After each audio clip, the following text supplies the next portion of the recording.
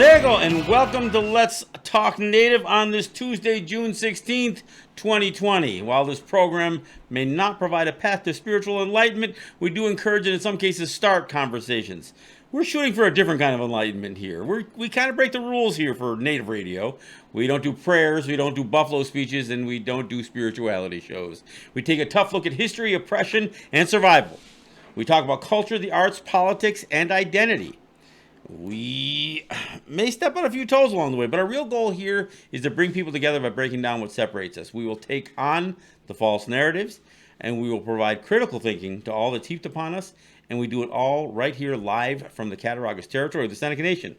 So let's talk Native. But first, let me remind folks that we do stream the show via Facebook Live on our Facebook group pages and across a whole bunch of other Facebook group pages as well. We take the audio of the show and we put it up on SoundCloud after the show, which goes out as a podcast to all your favorite podcast platforms. We take the video and we put it up on our YouTube channel, which is Let's Talk Native TV.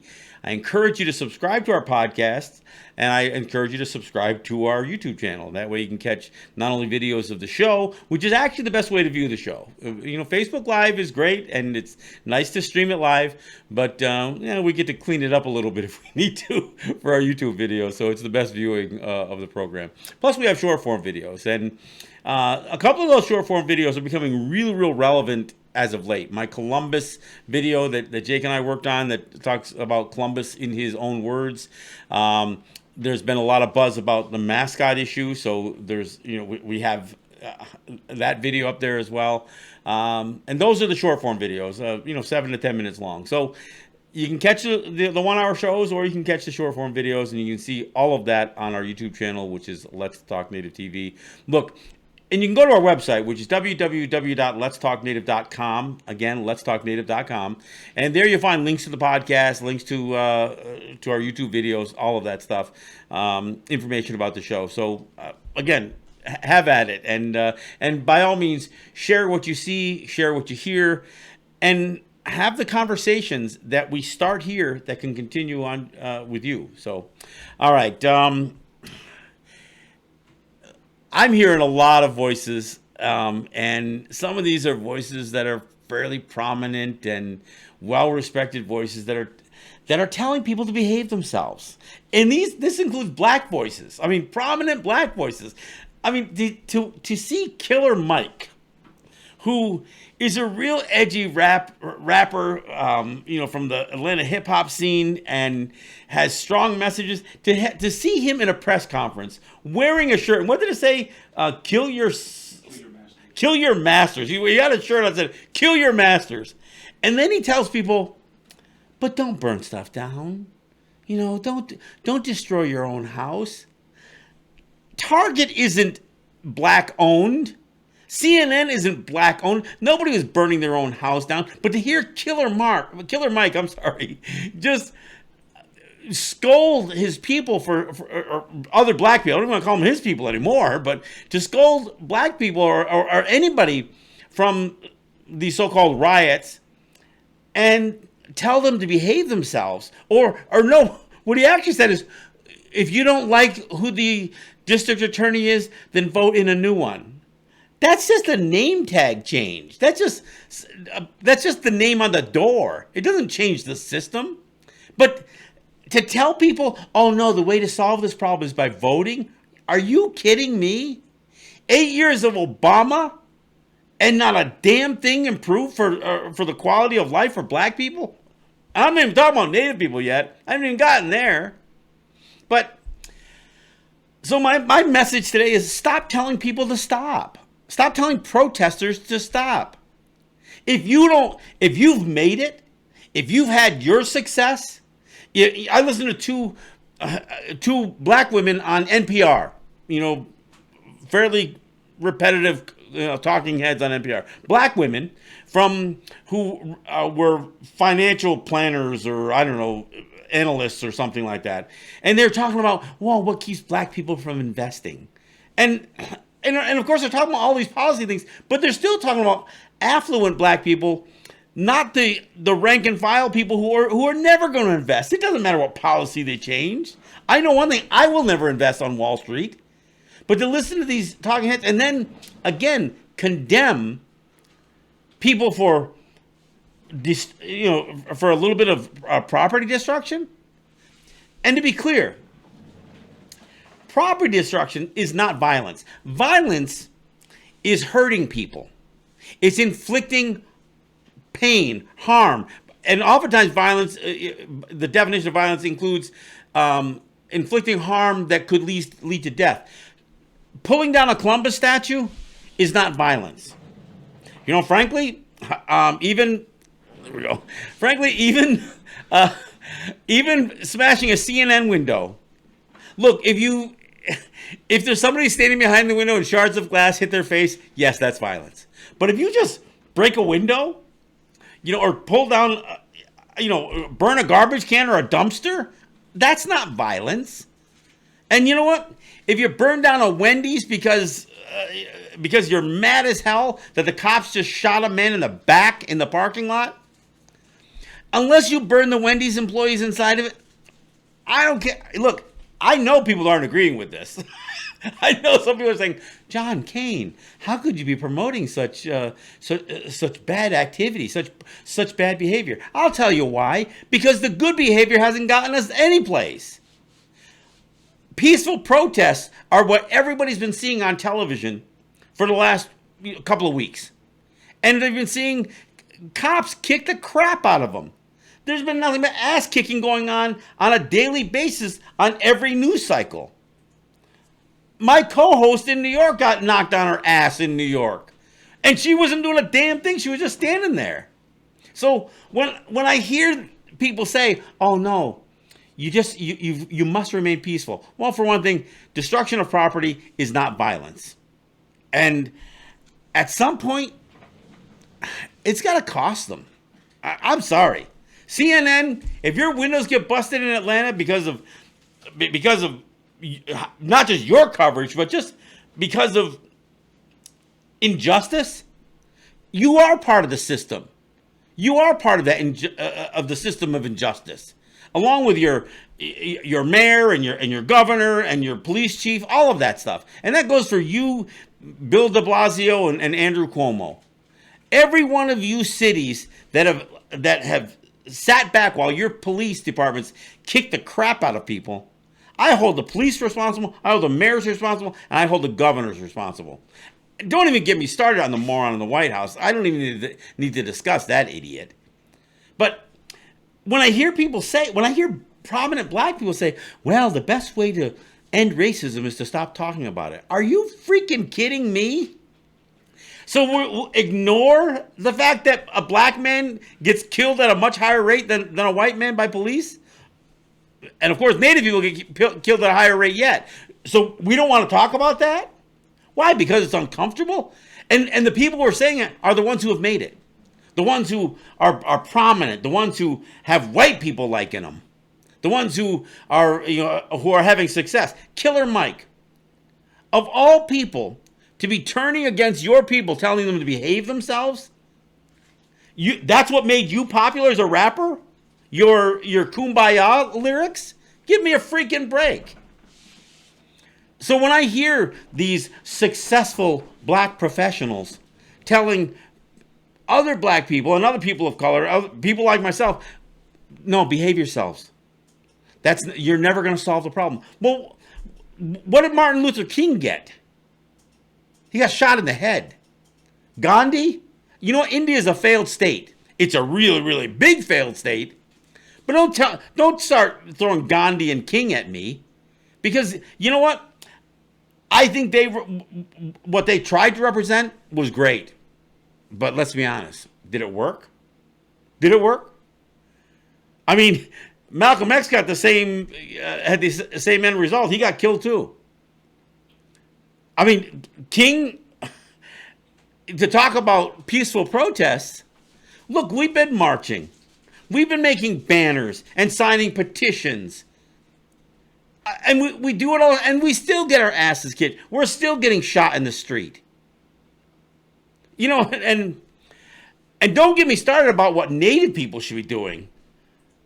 We represent a population that is less than 0.7% of the U.S. population. So don't tell me to go out and vote. Don't tell me to, make sure you participate in the census. I hear up in Akwesasne, the tribal council is really pushing hard. You got to participate in the census. That's how we get our money. No, it isn't. No, it isn't. When I hear prominent so-called leaders in a community telling the people who are willing to put their bodies on the line by standing up for something, not just being pepper sprayed, and rubber bullets shot in the face. Yeah, these people are risking their lives to stand up for something. And you know what? Some of them are pissed enough to break stuff. If you're putting a higher value on breaking crap than you are the people who are shot in the street, then don't tell us that we have our priorities wrong. And look, I'm 60 years old. I'm not saying all the fight has gone out of me, but I know there comes a time that you hand the torch off. You have to give it to the younger people. And I'm not going to tell younger people, you got to behave yourself. Don't do that. Do like we did. We didn't do enough. I'm not saying we didn't do anything. My generation and the folks that came before me, look, I think we affected change. But the first thing we had to change was ourselves. We had to change the mindset. We still hear people talk about decolonization. Well, what the freak is decolonization if you're not willing to strip away the systems of oppression and unravel it from yourself, but also let's destroy some of those systems of oppression?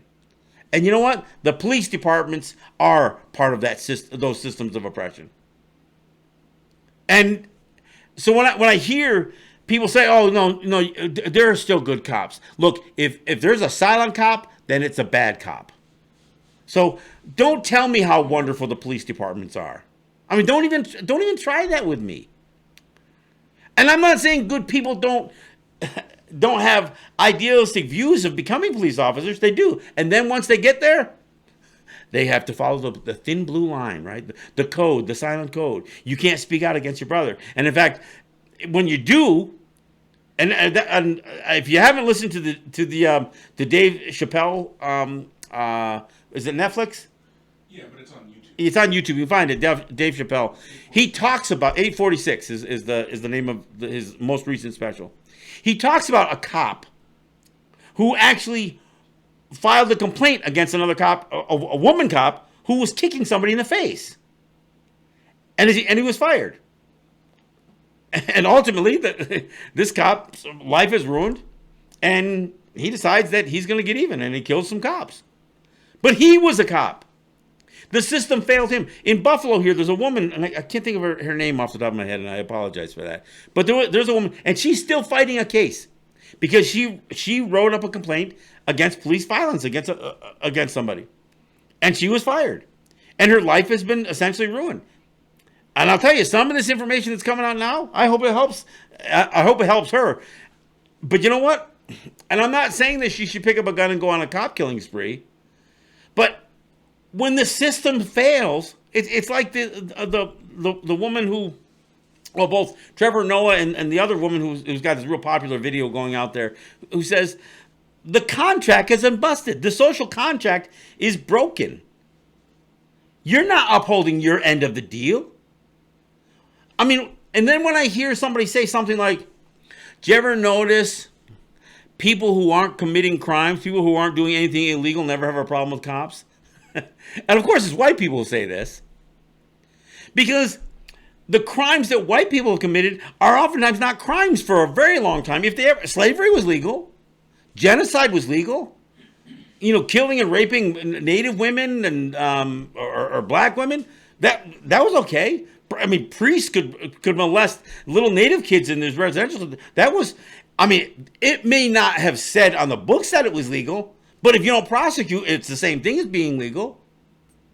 There are so many things that white people have been able to do that for years and years that by the time they say it's a crime now, I mean, the scams associated with savings and loan back in the 80s. I mean,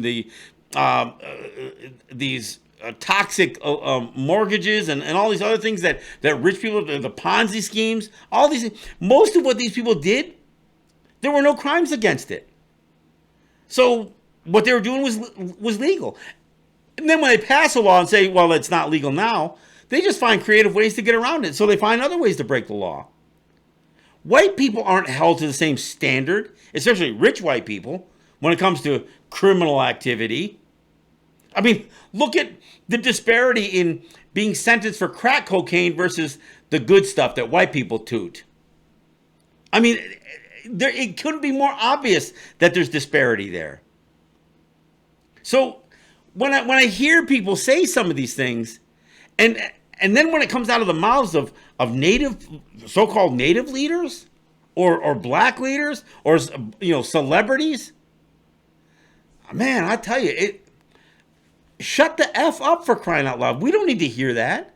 If you have yours, as they say, and you don't want to risk anything because you've made it, you have your financial success, you have this success that is equal to white people's success, then just shut the F up and let the people who are fighting for something fight.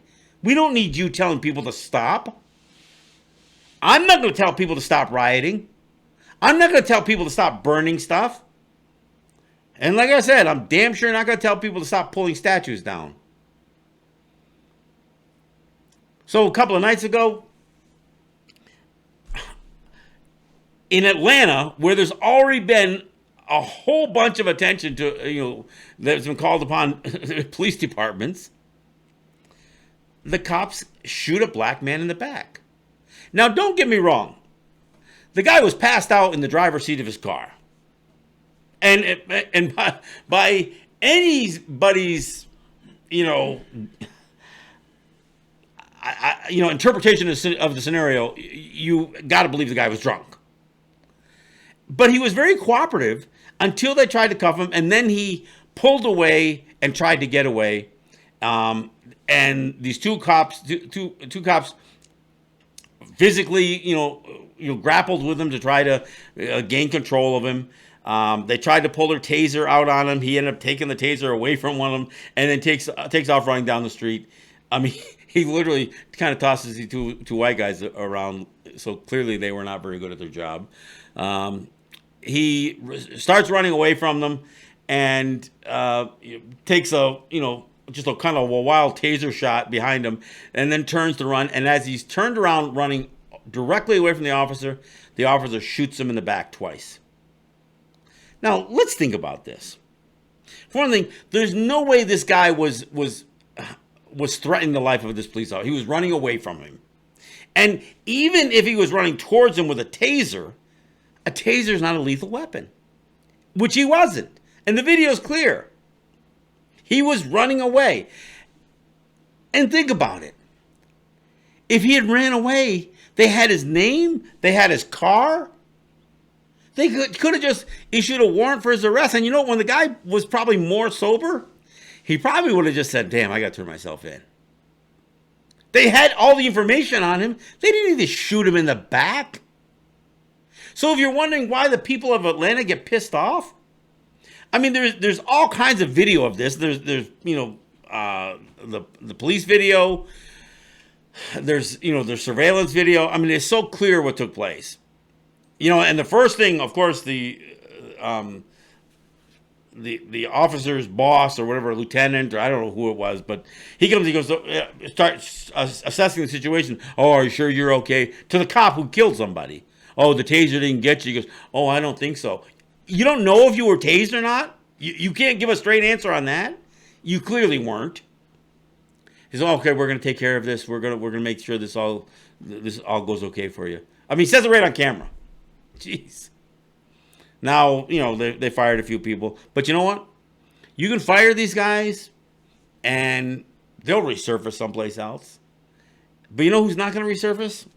Rayshard Brooks. He's not coming back. And do all you white people say, well, he shouldn't have resisted arrest? Well, white people, you are not... You could be Dylan Roof and go shoot 9 people in a freaking church. And they're going to stop and buy you a cheeseburger on the way to the police station. They're going to put you in a bulletproof vest. And they're going to cuff you in front because, getting cuffed behind your back can be uncomfortable for a white person. So don't tell anybody that they should not have resisted arrest. I mean, in this situation, I wish he didn't, but it didn't deserve a death sentence.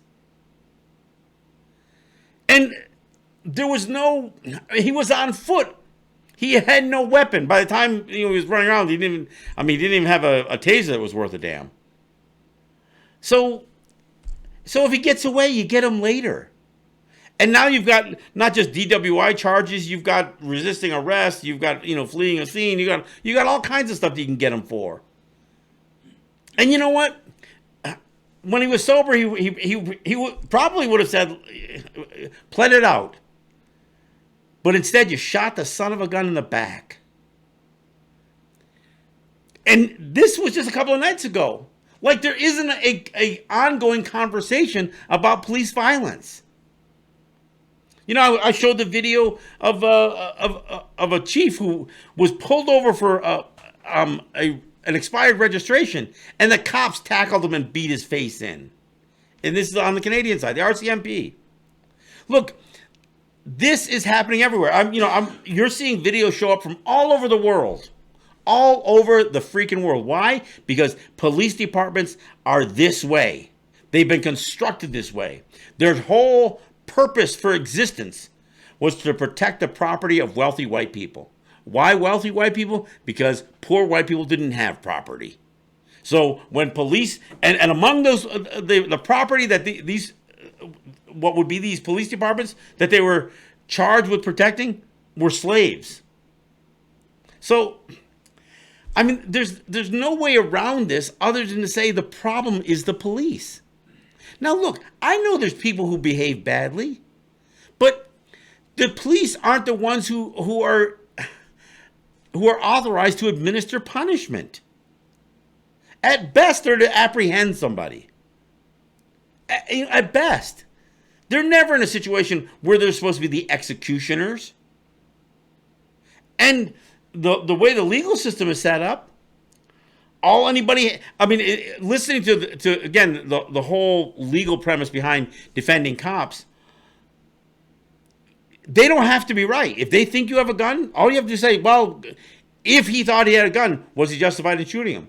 Well, sure, if he had one, but he didn't. Or if he thought they were a threat. The standard for a police officer being able to use not just, abusive force, but deadly force is so low that there's no incentive for them not to kill people.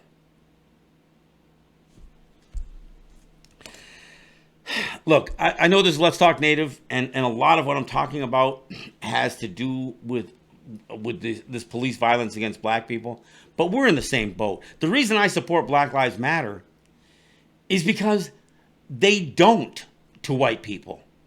And you can see it all over Facebook, all over Twitter. You can see it over and over again. White people saying, well, if black people this, or if black people that, or I sure am tired of seeing black people on the news. Yeah. And they said, I love the one that says, with all this black stuff on the news, it's turning me into a racist. No, you are already a racist.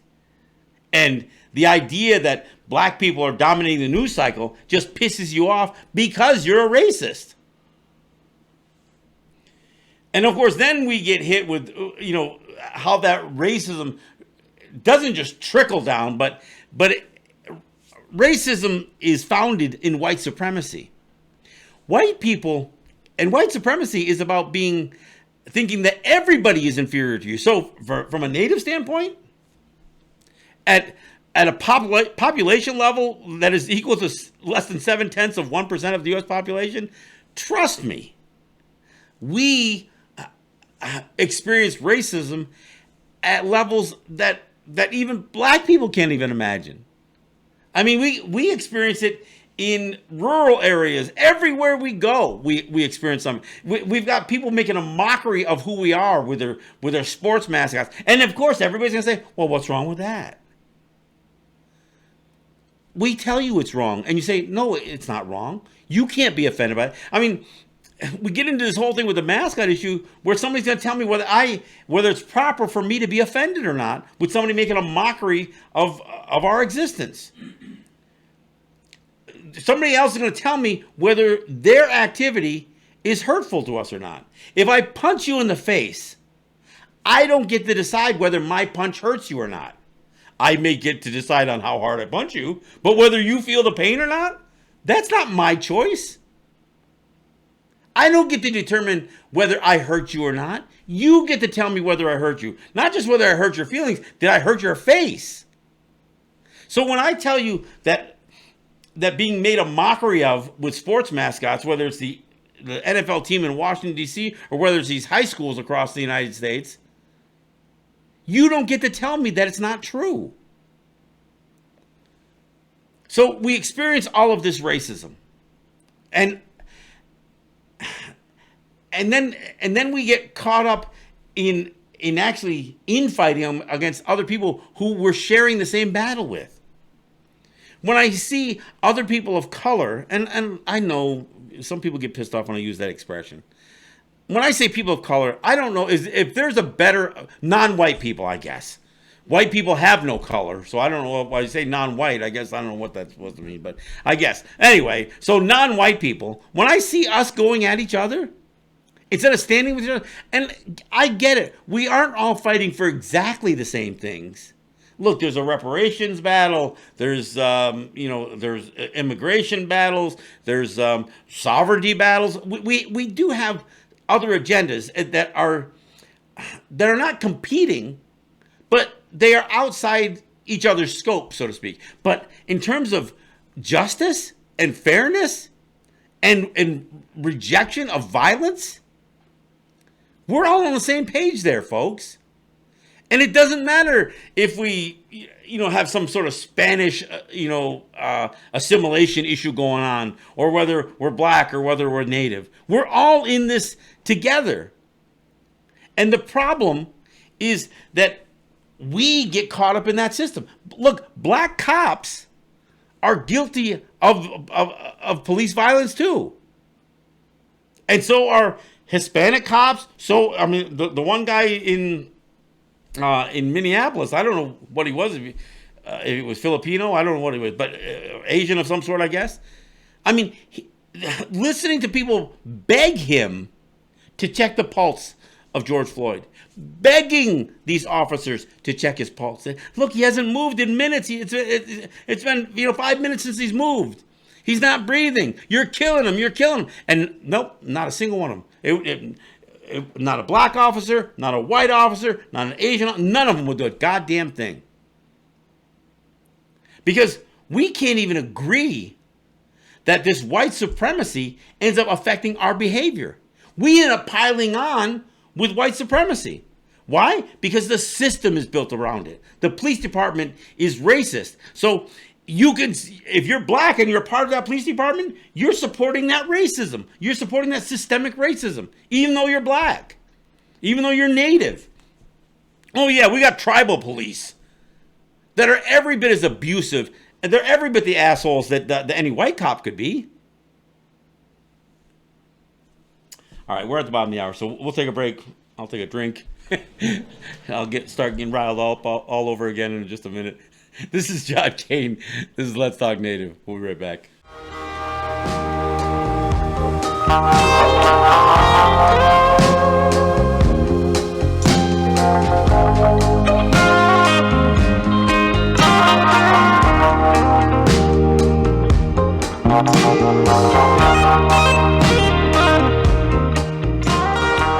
All right, thanks for coming back. I'm John Kane. This is Let's Talk Native. Hey, I'm wearing my I Can't Breathe shirt, but let's be clear, I can. But there's plenty of people who can't. And, there are plenty of Native people who've been killed by police officers and abused by police, that have been strangled, that have been, they're what do they call them, the Starlight Tours or whatever else, where the cops would drop off a Native person in the frigid cold weather 50 miles away from any place, any civilization. I mean, the abuse is amazing. But I can't breathe. To hear George Floyd say the exact same words that Eric Garner said is just incredible to me. I mean, that many years apart. I mean, it's just incredible to me. And again, as I was saying earlier, stop telling people to stop. If you don't want to riot, then don't riot. If you want to stay home and sign petitions and write a check to your favorite charity because you're affluent and you're too good to get on the street, then do that. If you want to campaign for Joe Biden, then by all means have at it. But don't tell people to stop. And for those of you who keep bringing up Gandhi and King, there is nothing to suggest that had King not been killed, that he wouldn't have gotten to the point where he said, burn the bitch down. Riot is the language of the unheard. That's a Martin Luther King quote. So what the hell do you think he was recommending? You don't think he believed that black people were unheard? Look, and this is especially if you are successful. If you are black or native and you're living the American dream, don't tell people to shut up. Don't tell people to behave themselves. You played the game and you got to pass go. Lucky you. Good for you. Because you're the few that made it through. That doesn't give you the right to tell everybody else to shut up and be quiet and behave themselves. Because you're not the one being killed in the street. Because once you're recognized, we're sorry, Mr. Killer Mike, you're famous. We're not going to do anything to you. And I hate saying this because, frankly, I'm a Killer Mike fan. And from what I understand, his latest album that he just dropped is pretty damn good. I haven't heard it yet, so I don't know. But, man, I would have liked to have him on the show. I don't want him on the show now. I don't need to listen to this crap. And nor should anybody else. All right, hey, last Saturday after we finished the show, I was, loading the show up and doing what I usually do, busy work afterwards, and I see that I had a message that they were doing a demo, DEMO is all it said, at the Columbus statue off of Niagara Street in Buffalo. Demo? I said, okay, I'll go. Well, it didn't mean demolition, it meant demonstration. Just so you know, I went anyway, whatever it was going to be. So I went, and I spoke to the folks that were there. And look, there were 20 or 30 people there, and I appreciate everybody who showed up. And of course, the message there was, take this thing down. And no, not please take it down. And you know what? And this gets back to my statement at the beginning of the show. I'm okay to read in the paper that it's lying on the ground tomorrow morning. I don't need the city council to approve its removal. In fact, I don't expect it.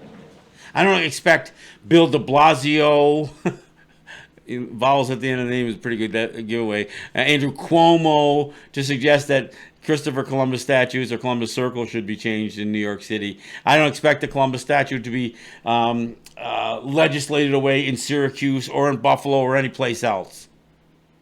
I did see, though, I will say, that they were putting a box around the Columbus statue at Marconi Park in South Philly.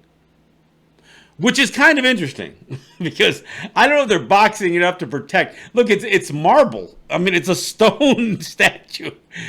Somehow putting a wooden box around it, something that would burn, that doesn't sound like a really smart idea to me. I mean, if you think you're putting a box around because people aren't going to throw stuff at the statue, and that's been the site of days of conflict. Ironically, where was the shooting over the protest over the conquistador there? In California? New Mexico. Oh, New Mexico. Okay, yeah. So there was another statue, another Spanish conquistador who I can't remember the guy's name. It doesn't matter. I don't need to know his name. But he was a guy who perpetrated violence against Native people. And they had a statue of him. And there were people who were threatening to tear it down. And some right-wing white supremacists shot somebody there. I don't think he killed him, but he shot him. And it turns out the guy's like somehow related to a sheriff or something like that. I don't know. It just doesn't stop. And I'll say it again. Toppling a statue, breaking a window, burning a dumpster, that is not violence. Unless you knock the statue down on top of somebody, it's not injuring anybody. And if seeing a racist statue knocked on the ground hurts your feelings, I could care less, because that means you're a freaking racist. And here's the thing about Columbus.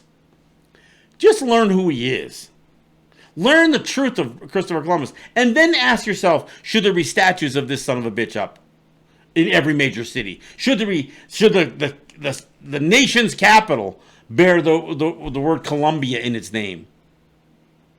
Should there be cities named after? Should the province, and I don't even know what the hell does British Columbia even mean? I mean, that's like an oxymoron, right? British and Columbia? I don't even get it. I mean, Columbus was, he wasn't even Italian. He was genuine. He sailed for Spain. He had nothing to do with the UK. So why is our province named British Columbia?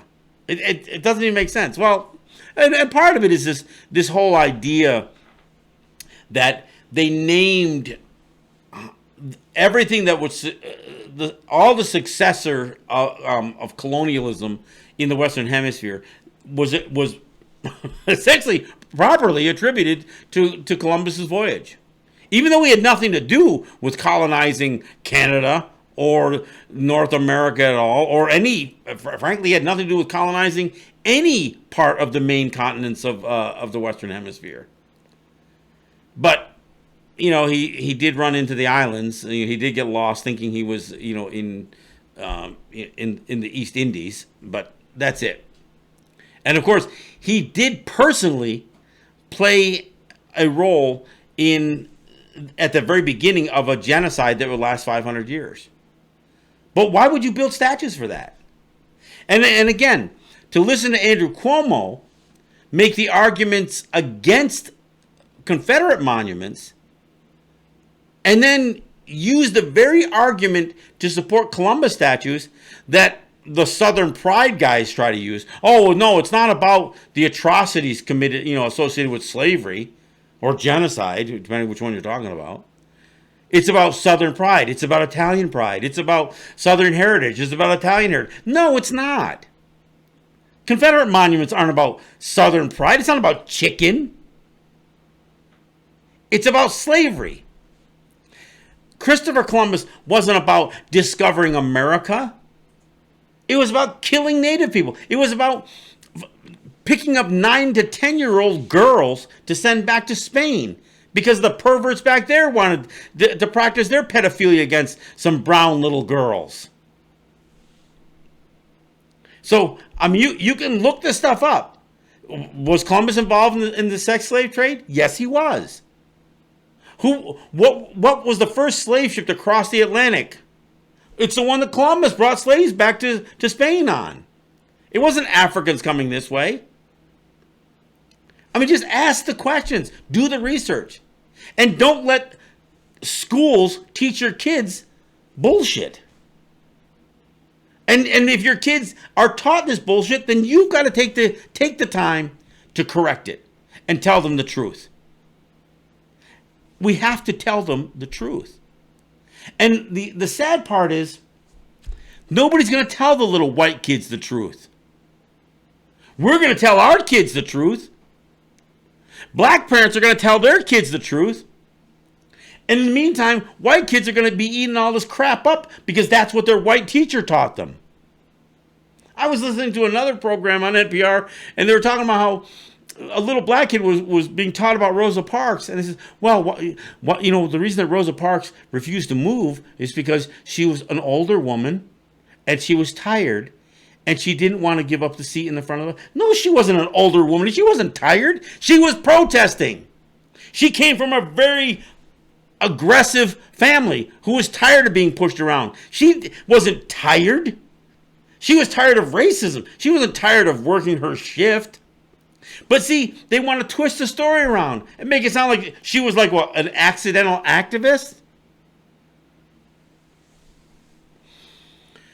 Look, I get frustrated because I don't think my generation, as active as we were, I don't think we did enough.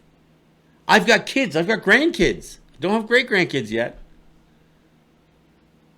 And I know that I don't have that much fight left in me. I mean, I'll stand up when I can, where I can. But my best days for toppling a Columbus statue are behind me.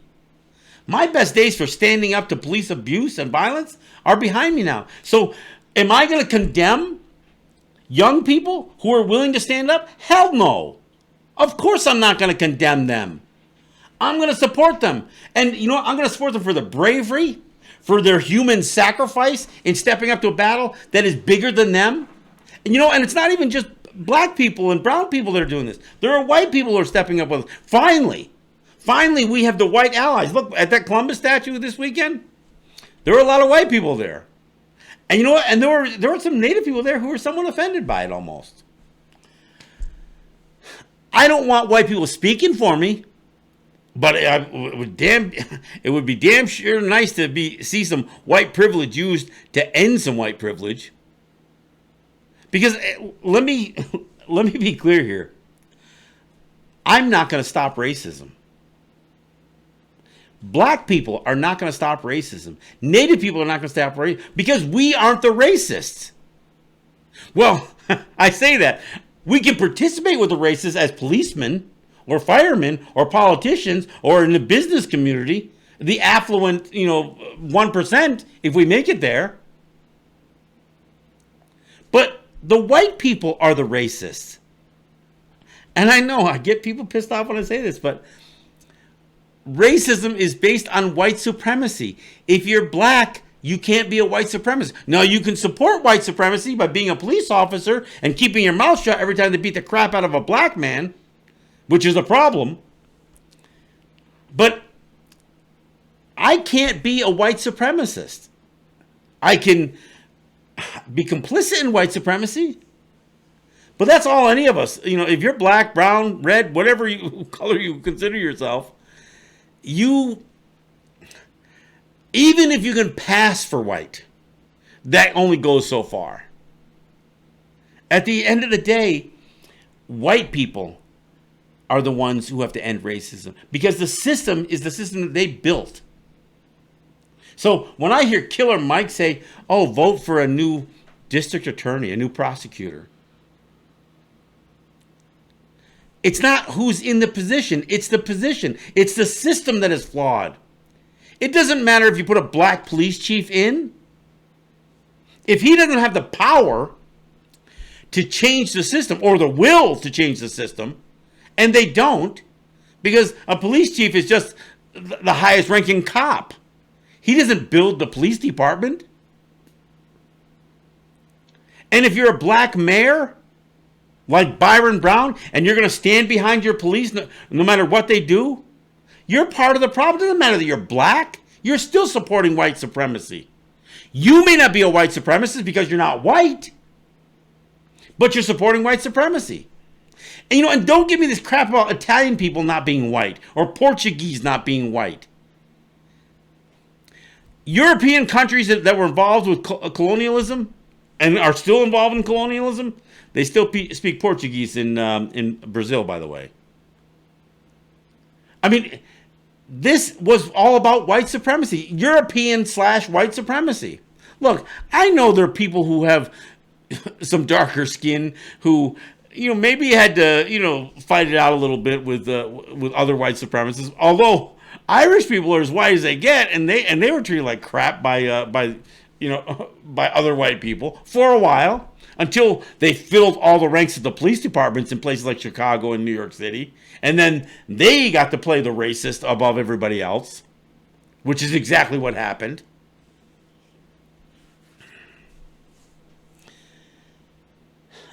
Look, all I can say is that if you don't want to fight, then don't fight. But don't get in the way of those of us who do. Don't tell us to stop. Like I said, the quote from King is that riot is the language of the unheard. That's a Martin Luther. Don't throw Martin Luther King at me if you're not going to listen to all his words, just the peaceful, nice ones. I'm not asking people, to open fire, indiscriminately against, anybody who challenges your protest. I'm not saying that. But you know what? If a car that runs through your through your protest gets destroyed, so be it. If your community has been so gentrified that every business there is owned by somebody who is not of your neighborhood, then they aren't neighborhood businesses. They aren't your house. And if it makes you angry because of gentrification and how many black businesses, look, in New York City, every convenience store on the corner is not a mom and pop shop, not anymore. They're owned by big real estate companies. I mean, most of these things are they franchised out or they're stamped out, and they are not community run. Look, it'd be great to return to that. It would be great. I mean, at least here I live on the Cattaraugus territory of Seneca Nation. I know who owns the store that I go to here. But once you get off territory, everything's a franchise. Almost everything is a franchise. And you may have some level of private ownership, but black people don't own Walmart and Target. Native people don't own these stores. So if I get pissed off at them, I don't need to defend Walmart or Target. Hell, they've got all the resources that the wealthiest white people have to defend them. I mean, I remember when Occupy Wall Street was going on. Damn, it was insane looking at the level of police protection to protect the wealthiest people in the country. And the means for them to have that wealth. If you're a person of color, if you're black or brown or native, and you aren't willing to sacrifice your body to fight for a cause, and I don't mean sacrifice your life. I mean realizing that in order to fight for something, you have to put yourself in harm's way. If you're not willing to do that, that's okay. Not everybody has the same build, has the same capacity to resist. But don't tell others not to. If you don't have the courage or the strength or the conviction, don't try to stop others. Do what you do. If it's kneeling by your bed and praying, if that's all you do, then do it. And be happy that that's what you're doing. If campaigning for some politician is your way of fixing the problem, then do that. But don't condemn other people, and don't throw other people under a bus. So Killer Mike, don't tell people to vote for a new freaking district attorney. And and if you're an affluent black person on the radio, if you can't appreciate the level of anger and frustration that somebody who hasn't made it the way you have, and why didn't they make it the way you did? Trust me, you probably had a lot of white help along the way. And that's not a terrible thing. Because frankly, we could all use a little of it. And it's the only way we're going to end racism. I know we're not going to get the Washington football team to change its name until enough white people are finally ashamed of it. Because it doesn't matter how many native people are ashamed of it. It doesn't matter how much we say it's wrong. Until white people agree, it ain't going to change. I will say it would help if a few black people would line up with us on that one too, by the way. But you know what? One of the ways to affect change is to make it cost them. So, if a few businesses suffer, a few multinational businesses suffer, so be it. I'm not telling people to go burn buildings down. But I got to ask the question, why not? Look, if a black man is killed out in front of a Wendy's, am I heartbroken that a Wendy's got burned down? No, I'm not. Do I think the burning of the Wendy's helps? I don't know. Maybe it does. Maybe city leaders, the ones who have some responsibility over these police departments, need to understand the passion that's behind our anger. All of our anger.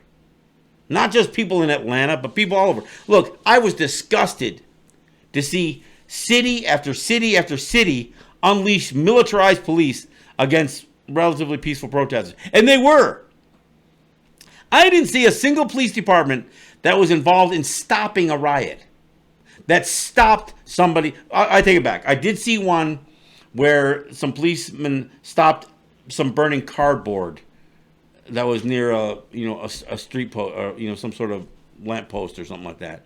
I saw the cops put out a fire of cardboard, like the cardboard was somebody's personal property. But I didn't see any. In fact, the crazy part is, if you're there to protect property, then why are you pushing people off the streets onto the sidewalks where the property is? Why aren't the police lined up along the sidewalks, protecting the windows that they're so concerned about, the storefronts? And they weren't. What they were doing was they were beating people. They were abusing people. They were asserting their power, their free reign to inflict bodily harm on people, whether it was shooting people in the face with rubber bullets, or pepper spray, or pepper balls, or whatever the hell they were using, batons, clubs, whatever they were doing. They were demonstrating their ability and, frankly, their right to inflict violence against people. And I didn't hear Bill de Blasio go after the NYPD. And I damn sure didn't hear Andrew Cuomo going after the NYPD. Yeah, it's great to make these general platitudes about, how wrong it is when an unarmed black person gets killed by police, but you don't do a goddamn thing about it. You say it and just give lip service to the issue.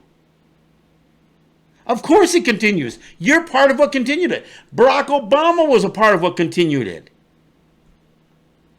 Because it isn't just you. It isn't the governor. It isn't the mayor. It isn't the president. It isn't the police chief. It's the system that is flawed. And the systems continue to remain flawed until those systems are dismantled and replaced. In places where the police departments have been scaled back or scaled themselves back, like after the Eric Garner killing, when the NYPD said, "Well, we're just gonna coast." The crime rates didn't go up. The arrest rates might have gone down because they just stopped doing what they said was their job. Well, maybe it's because your job sucks. And what you interpreted as your job was wrong. Stop and frisk, targeting black people or people of color.